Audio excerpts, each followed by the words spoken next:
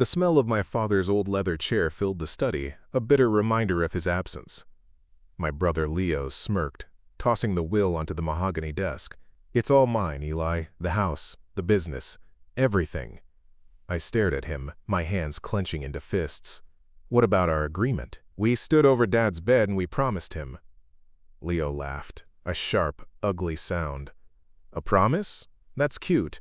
A verbal agreement isn't worth the paper it's not written on. You get nothing." He thought he'd won. He didn't know that here in Pennsylvania, some promises are as binding as steel. He was about to learn that Vance Heritage Builders wasn't just my company's name. It was a legacy I would die to protect. Leo had always been the golden boy. While I was on site at 5 a.m., dust in my lungs and blueprints in my hand, he was closing deals over lunch at the Union League. He wore the suits. I wore the steel-toed boots. Dad saw Leo as the face of Vance Heritage Builders, the smooth-talking salesman. He saw me as the engine, the guy who got his hands dirty and actually built things. Our father, a man who built his empire from nothing, respected my work, but he adored Leo's charm. He let Leo get away with murder, cleaned up his messes, and always gave him the easier path. That's why he made us promise, right there in that hospital room, to split everything 50-50. It was his last attempt to force fairness on a lifetime of imbalance. Leo heard a suggestion. I heard a command. He thought Dad's final wish was just a sentimental whisper, easily forgotten. He didn't realize he'd just handed me the one tool he never learned to use. A reason to fight back with the same cold calculation he'd always mistaken for intelligence. My hands built this company. Now they were going to dismantle his greed. It wasn't the first time my hands had to save something Leo almost destroyed. I remember the Chestnut Hill project like it was yesterday. A historic mansion restoration that was supposed to be our masterpiece. Leo, smooth as ever, had charmed the client, Mrs. Albright, a woman with old money and impossible standards. He'd promised her we could save the original 19th century plaster ceiling in the ballroom. A crumbling wreck I'd told him was unsalvageable. "Figure it out, Eli," he'd said, clapping me on the shoulder before heading off to a 3-hour lunch. "That's what you're good at." For 6 weeks I lived in that ballroom. I was up on scaffolds before sunrise, experimenting with polymer resins and micro supports, breathing in dust that tasted like 100 years of decay. My crew thought I was insane. Leo would stop by once a week, his Italian leather shoes clicking on the drop cloths. He'd look up at my painstaking work and say, "Excellent. Mrs. Albright will be thrilled with na bon progress." My progress. The worst part was when Dad came to the site. He saw me, exhausted and covered in plaster dust, and he saw Leo standing there, pointing at the nearly finished ceiling with a clean finger. Dad put his arm around Leo. "Your brother has the vision," he told me, his voice full of pride for his golden boy. "He sees the big picture. You're the best damn mechanic a guy could ask for, Eli. You keep the engine running." A mechanic. I'd spent 20 years mastering a craft my ancestors perfected, and to my own father, I was just a mechanic. When the project was finished, it was a triumph. Philadelphia Magazine ran a 2-page spread. The headline read, "Leo Vance, the man saving Philadelphia's heritage." The photo showed Leo, smiling in a tailored suit, standing under the ceiling I had bled for. I wasn't in the picture. I wasn't even named in the article. My reward was a terse nod from Dad. "You didn't let your brother down," he'd said. Leo got a new Porsche. I never said a word. I just went back to work. 'Cause that's what I did. I built things. I fixed things. I let Leo have the spotlight because I thought that's what family did. But standing in Dad's study, with the scent of his cigars mocking me, I realized the truth. Leo wasn't just taking the credit. He was hollowing me out, piece by piece. He thought that verbal promise to Dad was another one of my contributions he could just pocket. He was wrong. This wasn't a crumbling ceiling I had to save. This was the foundation of my life, and I wasn't going to let him bulldoze it. The next morning, the betrayal was no longer just a bitter taste in my mouth. It was a deadbolt on the office door. My key card, the one I'd used for 20 years, beeped red. Access denied. I rattled the handle, the sound echoing in the empty Monday morning air. A moment later, the door clicked open. It wasn't one of my crew. It was a security guard in a crisp, unfamiliar uniform. "Can I help you, sir?" he asked, his tone polite but firm. Before I could answer, Leo appeared behind him. He was wearing one of Dad's old cashmere sweaters, a soft gray that made him look like a predator in sheep's clothing. He was trying on the role of patriarch, and it fit him like a shroud. "Elias," he said, his voice smooth as polished marble, "I was going to call you. There's been a restructuring." "A restructuring?" I pushed past the guard. "I own half this company." "According to the will, you don't," he said, not even flinching. He gestured toward the conference room. "My lawyer drew up a severance package. It's generous, considering your official title was just head of operations. The air left my lungs, head of operations. A title he'd invented a decade ago to keep me off the board of directors." I looked past him, into the main office. My desk, a massive oak thing I'd built myself from reclaimed factory beams, was gone. In its place was a sleek modern glass table with a single orchid on it. He hadn't just fired me, he was erasing me. "The crew won't stand for this, Leo," I said, my voice dangerously low. He actually smiled. "The crew will do what they're paid to do. And as the sole owner, I'm the one signing the checks now." He slid a thick envelope across the conference room table. "Take it, Eli. It's more than you'd get in court. You have no leg to stand on." I didn't take the envelope, I just turned and walked out.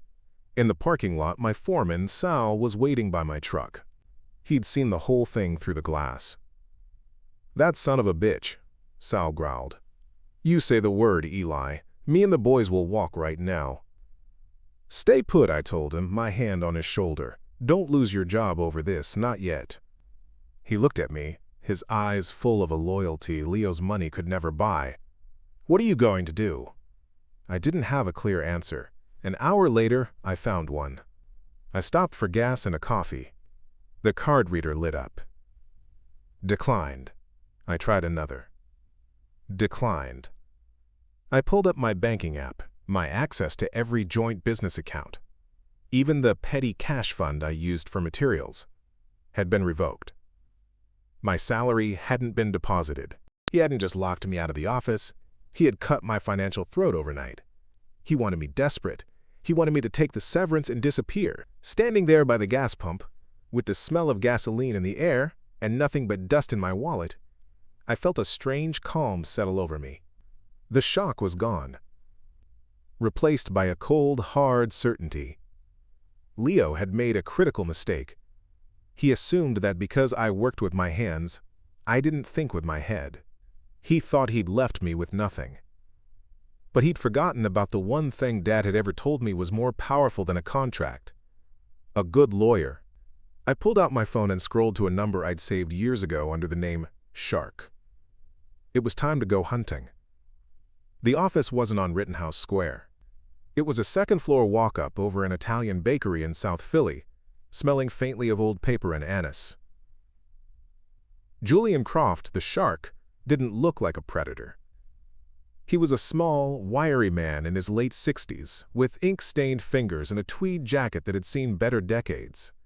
But his eyes were sharp, missing nothing. He gestured to a worn chair across from his mountain of case files. I didn't waste time. I laid it all out, cold and factual, like a blueprint. The will, airtight, Leo's takeover of the company, the locked doors and the frozen accounts. And finally, the promise. The three of us in that hospital room, the hum of the machines, my father's weak voice making his final request. I explained it all without a tremor in my voice. The anger had burned down to a hard, cold core of purpose. Julian listened, his fingers steepled. When I finished, he was silent for a long moment, staring at a water stain on his ceiling.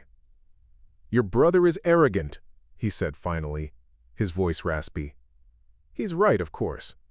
In most states, a verbal agreement for an inheritance is a ghost. It's unenforceable hearsay. He leaned forward, and for the first time, I saw the shark. But this is Pennsylvania. Our state law has a fascinating little carve-out. It recognizes what's called a constructive trust. If one party makes a promise to a dying person to hold property for another, and they break that promise to unjustly enrich themselves, the court can step in and enforce it. They can rule that Leo isn't the owner, he's merely the trustee of your half. The law sees his inheritance not as a gift but as a duty he's now shirking. A flicker of hope ignited in my chest, hot and fierce. So we can win. We can fight, Julian corrected, his tone turning to steel. It's a high-stakes play, Elias. The burden of proof is clear and convincing, which is a hell of a lot higher than normal. A judge won't just take your word for it. It's your story against his, and he's got a signed, notarized will. That's a fortress. We need a sledgehammer. Did anyone else hear this promise? A nurse? A doctor? Anyone who can corroborate the conversation? He stared at me, the question hanging in the dusty air.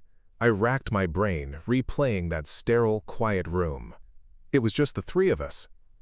My father, fading. Me, believing in a sacred vow, and Leo waiting to pick the bones clean. No, I said, the word tasting like ash. It was just family. Julian's face didn't change. Then we have to find another way to prove it. Because right now, the only family you have is trying to bury you. I walked out of Julian's office into the afternoon sun, the smell of baking bread doing nothing to sweeten the bitter reality.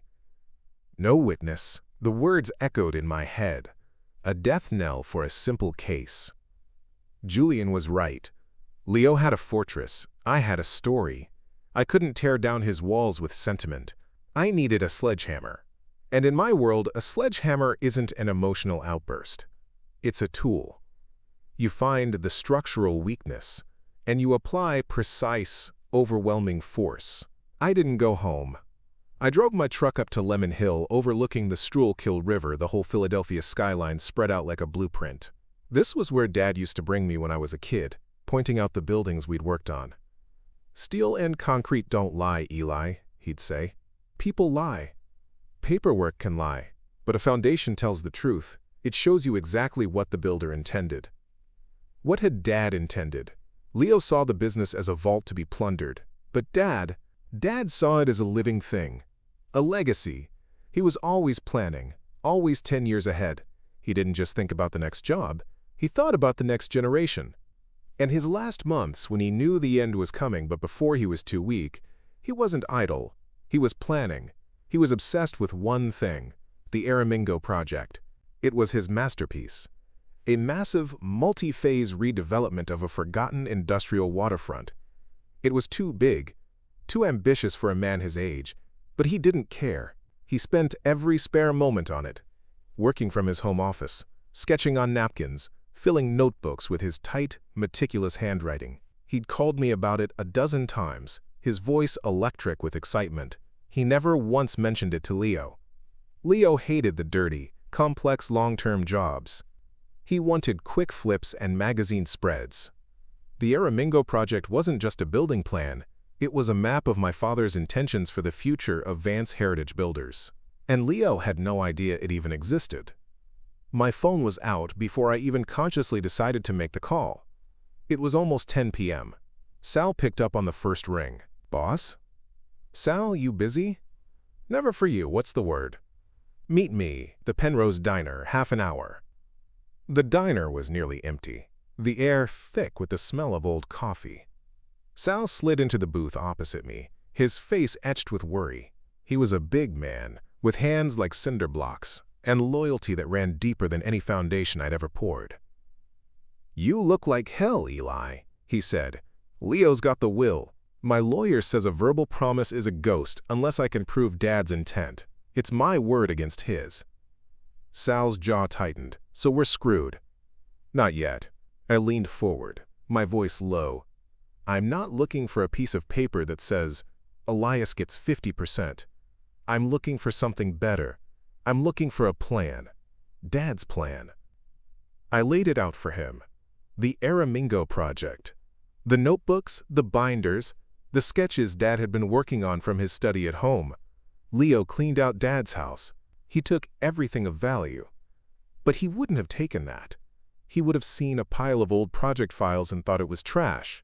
He would have sent it all back to the office for storage. Sal's eyes lit up with understanding. The archive room? The archive room, I confirmed. In the basement, where we keep the plans for every job we've done since 1985. Leo doesn't even know that room has a key, Sal said, a grim smile touching his lips. He thinks it's a myth. I need you to go in, Sal. Tonight, before the cleaners get there, I need you to find the Aramingo files. They'll be in a set of new black 3-ring binders, probably 4 or 5 of them, and a series of spiral notebooks. Dad's handwriting, you can't miss it. I slid a piece of paper across the table. It was a rough sketch of the archive room's layout, drawn from memory. I circled a section in the far back corner, behind the flat file cabinets for the Chestnut Hill restoration. He would have had them put here. Out of the way, he was keeping it quiet. Sal studied the drawing, then folded it and put it in his pocket. He didn't ask if it was risky. He didn't ask what was in it for him. He just nodded. What am I looking for, Eli? What's the sledgehammer? Dad didn't just design buildings, I said. He designed the whole business model around them. The Aramingo plan is a 10-year projection. It details everything: capital investment, material sourcing, crew allocation, and leadership structure. He was planning a massive expansion. He was designing 2 new independent divisions to run it. I looked Sal dead in the eye. One division for business development and client relations, and one for construction and project management, each with its own identical 9-figure operating budget, each with its own president. A structure built for 2 heads, not one. It's a blueprint for a partnership. It's Dad's real will, written in numbers and logistics. It's proof that he never intended for one of us to work for the other. Sal was silent for a moment. Then he pushed his coffee cup aside and stood up. I'll have them for you by sunrise, he said. He was halfway to the door when he turned back. Eli, he said, his voice hard, when we win, you're giving me that son of a bitch's office. You can have his parking spot too, I said. He gave me a single, sharp nod and walked out into the night. I watched him go, the weight on my chest shifting from despair to the cold, heavy certainty of a fight. Leo thought he was sitting in a fortress. He had no idea I was about to show him the blueprints to its foundations, and I knew exactly where to place the charges. The pre-dawn light was the color of a bruise when Sal's pickup truck rolled to a stop next to mine under the I-95 overpass. He didn't get out. I walked over, and the passenger window hummed down. On the seat were 4 black binders and a stack of spiral notebooks held together with a thick rubber band. They looked ordinary, like any other project file, but they felt like the weight of my future. He never would have found them, Sal said, his voice a low rumble. They were tucked behind the HVAC schematics from the old Wanamaker building job. Had an inch of dust on them. You're a good man, Sal, I said, my voice thick. Just get that bastard, Eli, he replied, and with a nod he was gone, his taillights disappearing into the gloom. An hour later, Julian Croft was hunched over the binders in his office, the smell of fresh coffee mixing with the old paper. He flipped through the pages with a speed that defied his age, his sharp eyes scanning financial projections, logistical charts, and my father's dense, handwritten notes. I stood by the window, watching the city wake up, my heart pounding a nervous rhythm against my ribs. Finally, he stopped. He tapped a page in the 3rd binder with a stained finger. Here it is, he said, his voice flat but carrying an electric charge. Section 4, Leadership Structure, Phase 2, clear as day. I leaned over his shoulder. It was a corporate flowchart, but it wasn't a pyramid. It was a bridge. 2 equal boxes at the top. President of Development, President of Operations. Below them, everything split into 2 perfectly mirrored command chains. Julian then pointed to a budget summary 2 pages later. 2 distinct capital expenditure accounts, each funded with an identical seed amount to the dollar. He didn't just plan a partnership. Julian breathed, a slow smile spreading across his face. He architected it. This isn't a wish. It's an operational mandate. It's a 10-year business plan that is fundamentally impossible to execute with a sole owner. It requires two. He leaned back, the old chair groaning in protest. Our ghost just got a body, Elias. A body made of steel and concrete. Now, we don't go to court. Not yet. We bring the court to him. The deposition room was beige and soulless. Leo sat across the long table, looking relaxed, almost bored. He wore a ridiculously expensive suit, his hair perfectly coiffed. He was flanked by a lawyer who looked like he'd been grown in a lab to bill $2,000 an hour. Leo gave me a pitying look, a silent message. You're bringing a knife to a gunfight, little brother. Julian started calmly, his questions soft. He asked about Dad's health in his final years. He asked about Leo's role in the company. Leo's answers were smooth, practiced. He painted a picture of himself as the visionary, the heir apparent, while I was the loyal if unimaginative manager. So in your view, your father saw you as the singular future of Vance Heritage Builders? Julian asked, his voice deceptively mild. Absolutely, Leo said, leaning into the microphone. He knew I had the vision to take the company to the next level. Eli is a great foreman, but he's not a leader. Dad knew that. The will simply reflects the reality of our respective talents. And your father never discussed any plans for a significant change in the company's leadership structure with you? A partnership, for instance?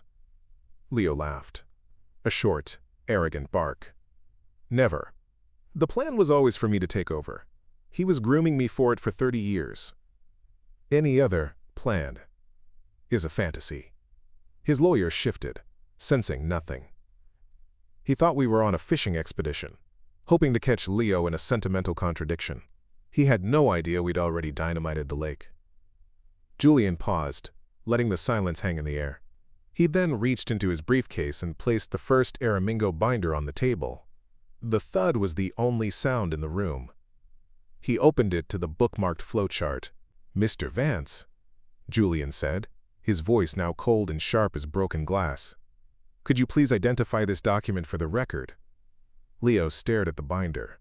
His smug expression flickered, replaced by a flicker of confusion, then dawning horror. His lawyer leaned forward, his eyes widening as he read the title block. Project Aramingo, 10YEAR Strategic Plan. Author, Elijah Vance, S.R. I've never seen that before, Leo stammered, his composure shattering like cheap plaster. Haven't you? Julian slid the binder across the table. Then perhaps you can explain your father's detailed plan for a dual presidency, his allocation of a $50 million operating budget to a president of operations, and why, in his own handwriting, he has the name Elias Vance written next to that title.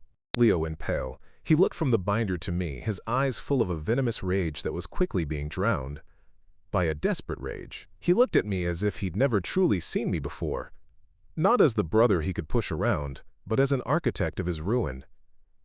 Julian wasn't finished. He slid one of the spiral notebooks forward, its pages filled with Dad's tight, familiar script. Perhaps you'll recognize your father's handwriting, he said, his voice echoing in the dead silent room. He tapped a passage near the bottom of a page. He writes, Leo is the face.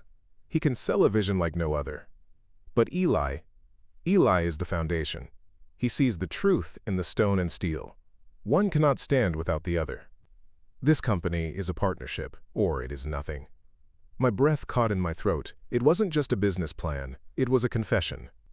It was the validation I'd craved my entire life. The words he could never say to my face, written down as an undeniable truth. The anger inside me finally gave way to a profound, aching sadness. He did see me. He saw it all. Leo's lawyer, a man who charged by the second, looked like he wanted to be anywhere else on earth.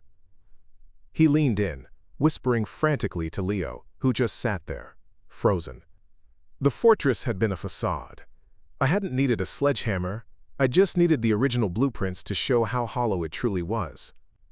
Mr. Vance, Julian said, his voice cutting through the tension like a saw. My client is a builder. He would rather create something than tear it down, so he is offering you a choice.